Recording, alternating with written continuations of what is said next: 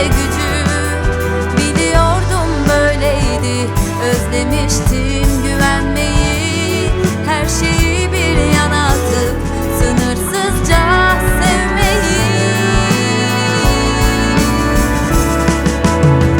Sadece aşk olsun yanımda, bana bir şey olmaz.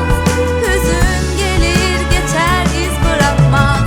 Yüzünün ışığı olsun hayatımda, keyfine doyulmaz.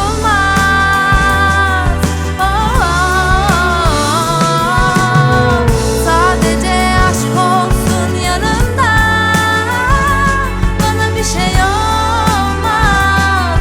Hüzün gelir geçer iz bırakmaz.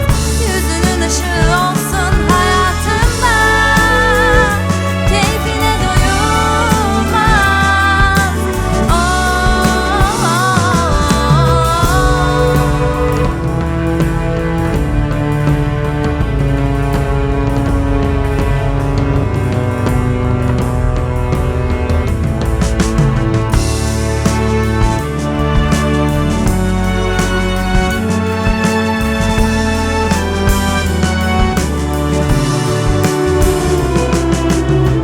Biraz daha ağlasam, biraz daha gülsem, her an yepyeni bir umut, her an bir başka zafer.